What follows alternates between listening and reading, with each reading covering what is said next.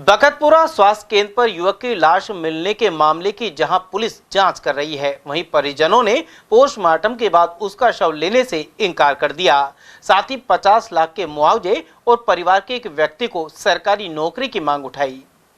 अकबरपुर थाना अंतर्गत बखतपुरा ग्राम पंचायत में उप स्वास्थ्य केंद्र पर लाश मिली थी। इस प्रकरण में अकबरपुर सामुदायिक स्वास्थ्य केंद्र पर पोस्टमार्टम के बाद परिजनों ने शव लेने से इनकार कर दिया। साथ ही परिजनों और भीम आर्मी ने 50 लाख रुपए और एक परिजन को सरकारी नौकरी की मांग पर धरना दिया। अकबरपुर थानेदार ओम प्रकाश मीणा और मालखेड़ा थानेदार हितेश शर्मा ने भी समझाइश की, लेकिन वे अपनी मांगों पर अड़े रहे। बुधवार को पोस्टमार्टम के बाद रात भर शव मोर्चरी में रखा रहा। गुरुवार को यहां भीम आर्मी जयपुर के पदाधिकारी भी पहुंचे। इसके अलावा अलवर तहसीलदार तनु शर्मा ने धरना दे रहे लोगों को बताया कि इस प्रकरण में किन सरकारी योजनाओं का लाभ मिल सकता है। उधर धरना प्रदर्शन के दौरान अकबरपुर स्वास्थ्य केंद्र पर पुलिस बड़ी संख्या में मौजूद रही। वहीं भीम आर्मी के पदाधिकारी नवल सिंह ने मांगों की जानकारी दी। साथ ही पूर्व प्रदेश उपाध्यक्ष शेर सिंह बौद्ध ने बताया कि मृतक के एक परिजन को सरकारी नौकरी और परिवार को 50 लाख रुपए की आर्थिक सहायता की मांग उठाई गई है। मैं यहाँ धरना प्रदर्शन चल रहा है। कल की घटना थी, हमारा ही समाज का साथी राजेश कुमार, उसके भाई को 1 साल पूर्व इसी तरीके से मार दिया गया और 1 साल बाद ही उस राजेश को भी मौत के घाट उतार दिया है। गांव के ही लोग बैला फुसरा कर उसको ले गए और धक्का दे के पता नहीं किस तरीके से उसको मारा, उसकी सीबीआई जांच के माध्यम से पता चलेगा। और ये अब जहां धरने पर बैठे हैं, हमारी जो पीड़ित परिवार की जो मांगे हैं वो मांगे इस प्रकार से है। पीड़ित परिवार को पूर्ण रूप से न्याय मिलना चाहिए, फर्स्ट जो प्राथमिक बात है। दूसरी बात यह है, उनको सरकारी योजनाओं का लाभ मिलना चाहिए। मृतक की जो पत्नी है उसको पेंशन सुविधा, उसकी मां को पेंशन सुविधा, उनका भरण पोषण का जो पूर्ण जिम्मेदारी वो सरकार उठाए।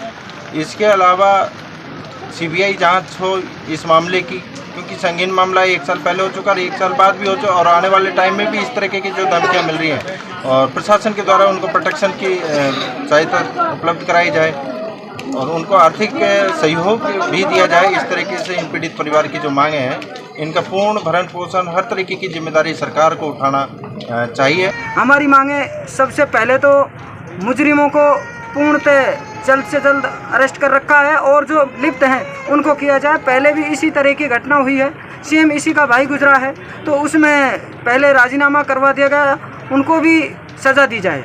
क्योंकि आज उन मुजरिमों को अरेस्ट किया जाता होता, आज उनको दंड मिला होता तो आज तक ये घटना उत्पन्न नहीं होती। मांग सबसे ज़्यादा तो हमारी मांग है कि क्योंकि 2 परिवारों के घर उजड़े हैं तो सबसे पहले तो उनको एक सरकारी रोजगार मिले।